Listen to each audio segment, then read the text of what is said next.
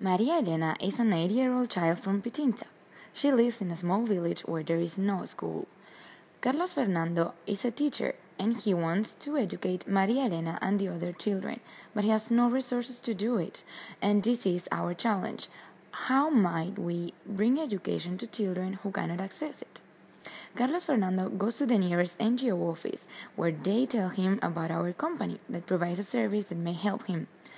Through an user-friendly platform, they customize together the box for the children of Pitinta, choosing the best options for their needs and circumstances. And here is the box. A space full of wonder, discovery, and fun. Inside the box, you have several useful items.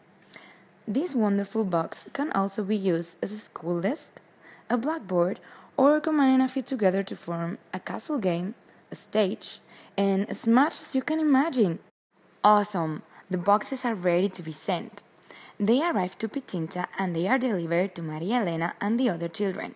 Carlos Fernando also receives his box with instructions to give an education based on creativity, respect, environment knowledge, and empowerment to help children develop themselves. But there is much, much more.